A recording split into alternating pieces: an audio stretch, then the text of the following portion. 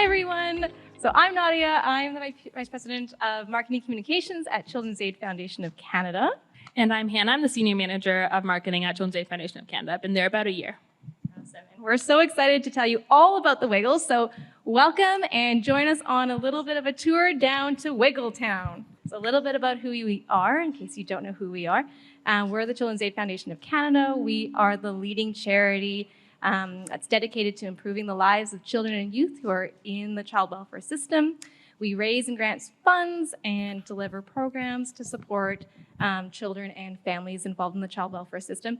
And most of our funds, this is an important part, most of our funds primarily have come in through major gifts. And so we are a major gift shop. We raise about 90% of our funds through major gifts. And so our program, the one that our marketing comms team is on, is really small and really starting to grow. And so we have a whole strategy around trying to bring in leads and trying to build our mass market. So who are we and what is our cause? There's about 59,000 kids in care. That's in government care, foster care, in kin care, institutions like group homes, and another 300,000 that are at risk of entering the child welfare system.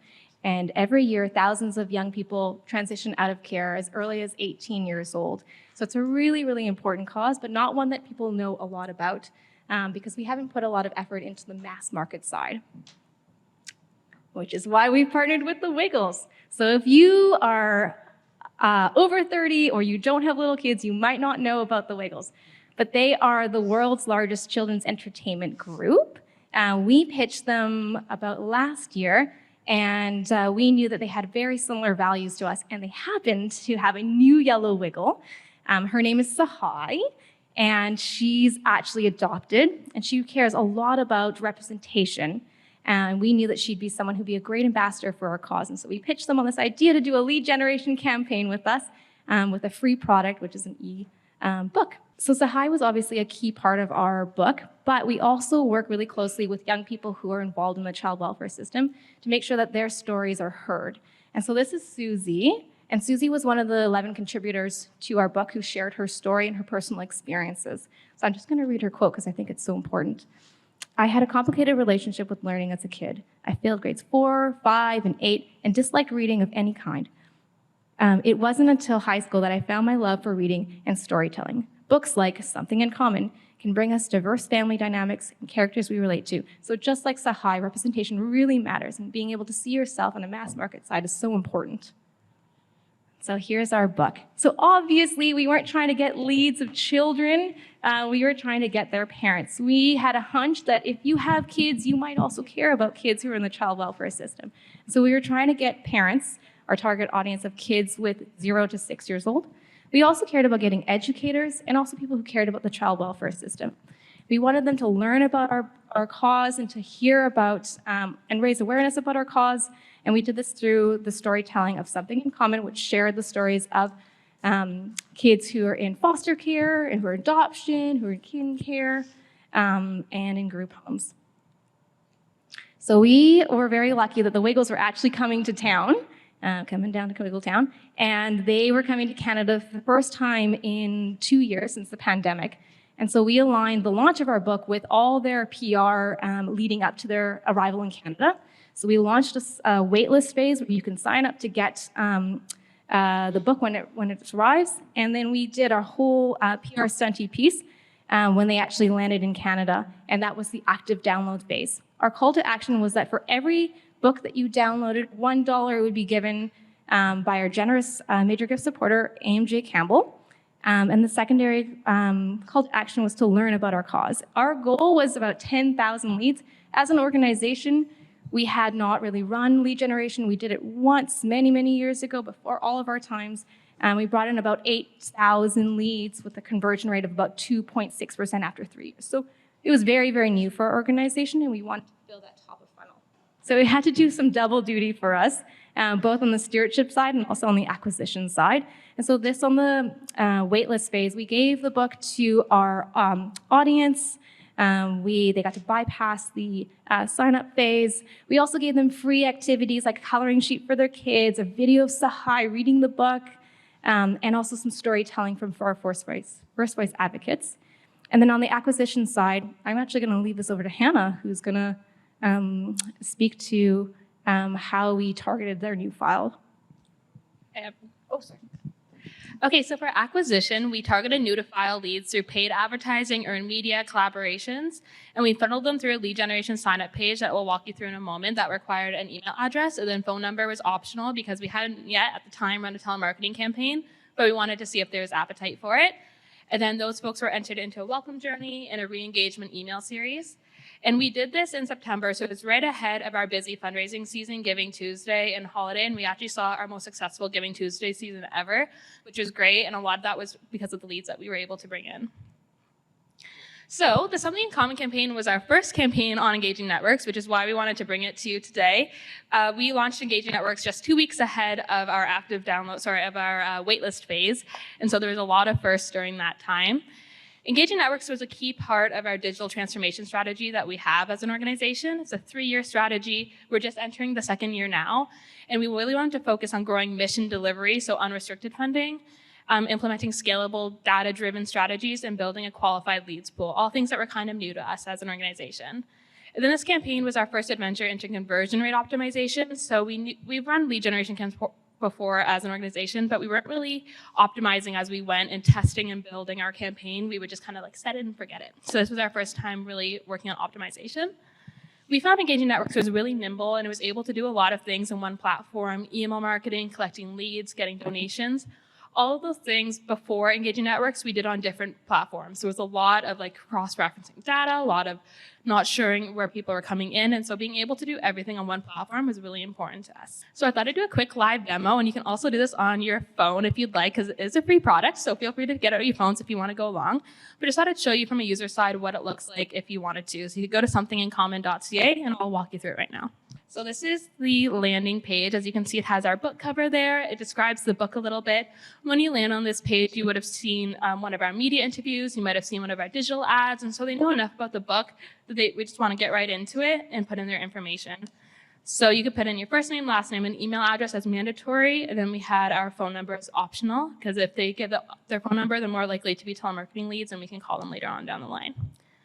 So once you submit, you would go immediately to a donation page, and this is something that we tested and I'll get into in a moment. But this was really important to us for lead to donor conversion. And so that you were able to say, please check your email for your free ebook, and then you would be able to immediately donate if you would like to. Just quickly. So this was important to us because it was less clicks. So the first time we did it, we had just a normal thank you page, and you would have to click to donate. So this removed the decision-making from the donor. They were able to land on this page and not have to decide if they wanted to donate. They could see the donation page. They could see the impact number that in 2022, we supported more than 19,000 people. And then they would be able to give a one-time gift or a monthly gift. So we were just able to bypass that decision-making step of someone being like, I don't know if I'm ready to donate yet. And then if you downloaded the book, you would go to your email and get your ebook is here. So this is the email you would get. You would get the download now button, and that would take you right to the PDF of the ebook that you could download and keep on your own personal files. There's also a free companion guide for the book, because something that was really important to us was with this book, we wanted to educate. One of the biggest problems that we've had is people don't understand our cause. They may think we're Children's Aid Society. They might think that we are directly involved in child welfare, whereas we are supporting 3 population groups, not just children in child welfare. We're working on preventing children from entering, and we're also working on helping youth who have aged out of care. And so we just created this companion guide to make sure that people understood our cause. And also, the book talks about some complicated subjects. It talks about adoption, fostering, kin care. There's a non-binary character as well. And so this book just had a glossary of terms so that you could understand what the book was, because education was a key part of getting good leads. The other part of the autoresponder is that we saw that the majority of first-time donors coming in that were converting were donating $49 on average. And so directly in the autoresponder, we include what a donation of $50 could do, and that helped people understand what their value of money is. So how we use Engaging Networks, as you saw, we did a sign-up form, and upon completion, that went directly to a donation page. We tested this, so originally we just had the normal thank you page that you can see on the left there. And as you can see, it's very similar to what you just saw. It has a donate now button, and then the new one was a redirect to the donation page that takes you directly there. And we found that that was really important to us to get those leads to convert. So the components of how we used engagement networks, one of the really important things to us was origin source. We wanted to know 3 months from now, 5 years from now, where these leads came in from, and they would come in from the Wiggles. And so we'd be able to re-engage them by saying, for example, the book is now available to physically purchase. Sahai is back in town and is doing an interview, and ways to engage them based on why they came in. We can also do, if we ever wanted to do a sequel or something like that, we know exactly how to re-engage those folks. A big part of this campaign was social media and being able for people to share why they, or share with their friends and family to download the book as well. And so on Engaging Networks, there was a social details to have a pre-populated message ready so people could just click and tweet with a share of a button. And a really important part of that for us was making sure that we included the $1 is donated for every download, because that really increases shares. The autoresponder, as you saw, had the link to the PDF download and a call to action. And then we used tracking to make sure that we were seeing leads come in and investing in our highest performing channels. We did a paid media spend with Aber Group, which is really great. And we were able to see, what audiences were performing the best. So we also used marketing automations. We tested 2 iterations of a welcome journey for Something in Common so far. The first one was a 6-part email series, and our test there is a longer email series with more information the most effective?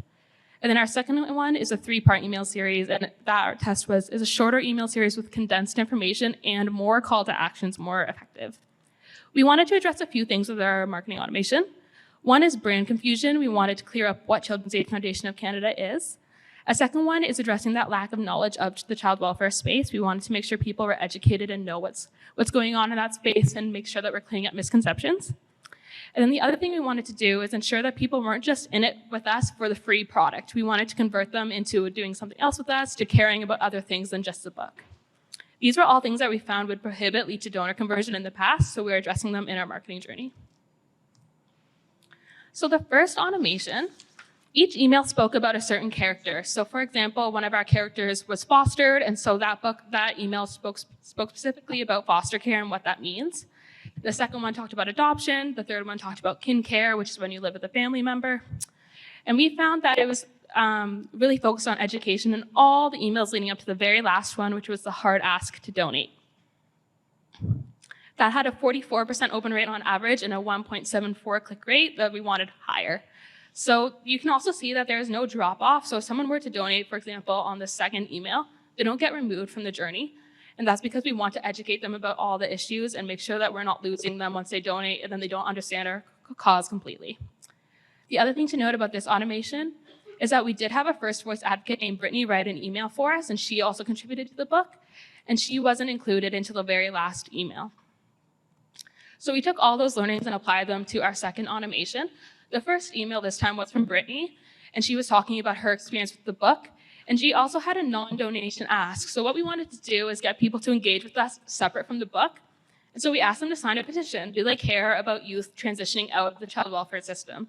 We found that really helped and improved our click-through rate because people wanted to take another action with us that wasn't donating. They might not have been ready for that step if they had just downloaded the book. The third email was the hard ask, and we see donations come off of that quite better than we saw in the first email series. So our learnings here were that non-donation asks have a higher completion rate for new to file leads, not so much for existing donors. And then we get them more invested in our cause and have them learning about something besides the cause that they came in on.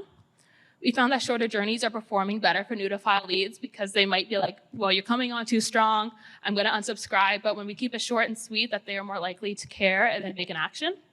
Then we also found that our first voice advocates and having their face in the emails really helps improve conversion and helps humanize the cause. So here are our results so far. So our goal was to bring in 10,000 leads within 12 months, and we've hit that KPI within 8. And sorry, there's a typo here. The conversion rate is 2.0%.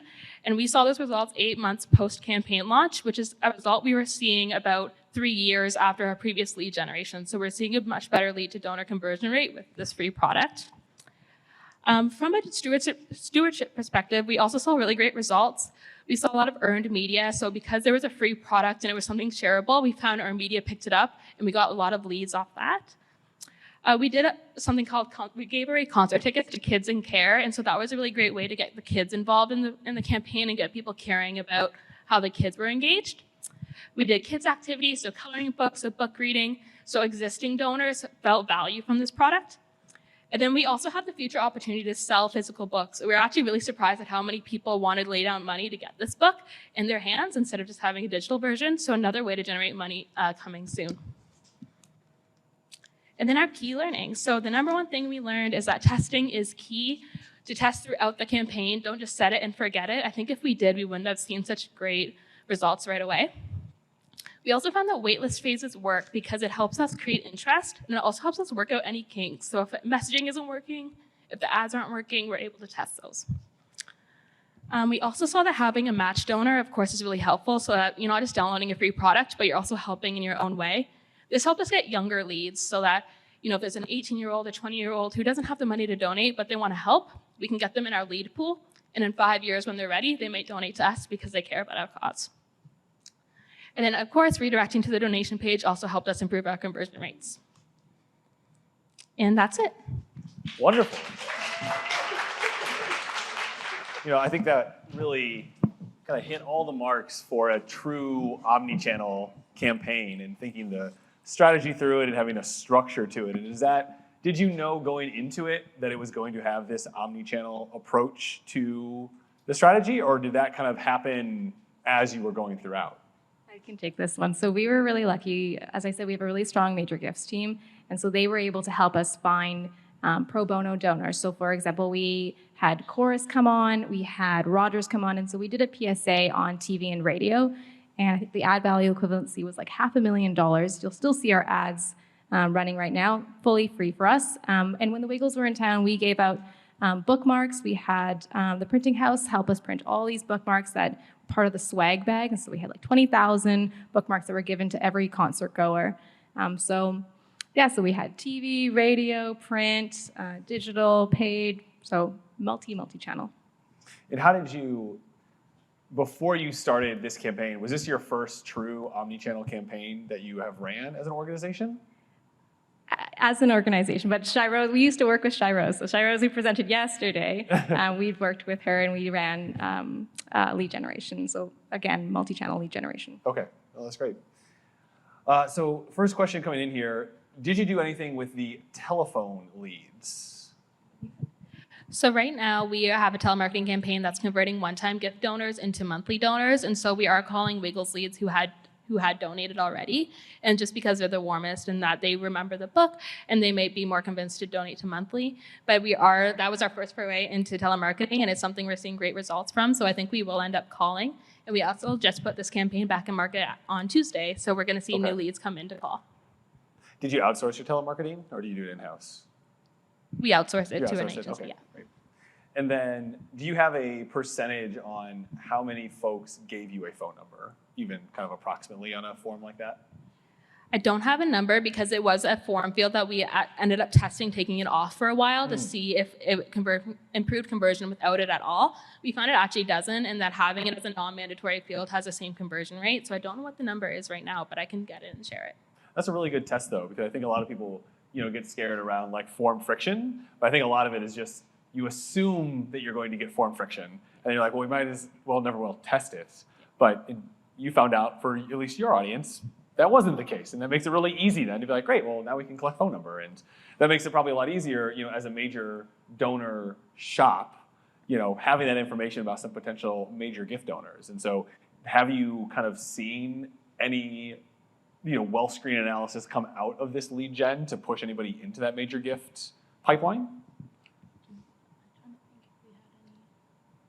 I'm trying to think now. There were a few that were $1,000 or more. Yeah, the first day actually we did receive a 1,000 plus donation just from someone who downloaded the book and that we never had in our file before. Wow. So they must have just really cared about the cause when they saw the book. So there were a couple of larger donors that we have probably mid-level that we will try and amp up to major. So we also were able, on the major gifts side, we were able to leverage our major gifts team to get sponsors for the books. So CIBC Foundation, AMJ Campbell, they both donated $30,000 towards the book. So being able to leverage their major gifts team and their expertise on our lead generation was really important for us, for all teams to be working together. Also, especially because those major gift donors were able to be part of our PSA that's running right now. So their brands out there, all of our media, earned media as well. done somewhere between 15 and 20 ENCCs, and I think in this session is the most amount of times I've heard someone say major gifts. And I feel like, for whatever reason, digital teams just like, there's some barrier between digital teams and major gifts. And I think what you're showing is that working together can build something that, you know, opens up the funnel more, brings potential more people in, but then you're having this, you have a working relationship with those folks. You can go to them and say, hey, we're looking to do this really amazing thing. Can you all help? And it sounds like they were very open to it. Yeah, the other great thing about that we've been working with those teams is that they have all these employees who care about our cause and that can come on as one-time donors for us. And just because their organization has a connection to the product, they are more likely to do so. So we're able to get new leads that way as well. Yeah, that's wonderful. I'll also say on the major gift side, so we also had Mastermind Toys come on. They were one of our amplification partners. And so while they didn't donate any money, they had a file of 500,000 people that they would send our information out to. So they sent 3 emails out to their 500,000 file. We also did in-store activations, things like that. So they were really great in terms of bringing in media as well for us. That's wonderful. Last question, with the 3 unique segments you serve, do you find that the content needs to be customized for each that people are interested in? It's a good question. One of the things that I was surprised when I came on board is I assumed that our donors would care most about youth in care who are currently in the system, and we're finding that our donors care most about youth transitioning out of care because they are so underserved. So when you turn 17, 18, 19, depending on the province, you immediately stop receiving any resources, and then you have to basically go on life on your own.